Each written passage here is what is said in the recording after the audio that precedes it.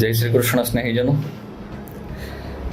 જીવનમાં આપણને મળનારી ઘણી વ્યક્તિઓ અને વ્યક્તિઓમાંથી કોઈ વ્યક્તિ આપણને એમ કહે કે મને નથી આવડતું, તો એનો ઉકેલ છે. કોઈ એમ કહે કે મારી પાસે સુવિધા નથી, તો એનો ઉકેલ છે.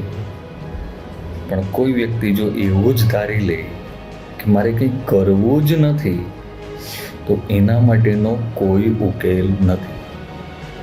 આ જીવનમાં કંઈક હાસિલ કરવા માટે, કંઈક મેળવવા માટે સતત પ્રયત્નશીલ તો રહેવું પડે, અને સતત પ્રયત્નશીલ રહેવાથી એક દિવસ સફળતા ચોક્કસ મળે છે.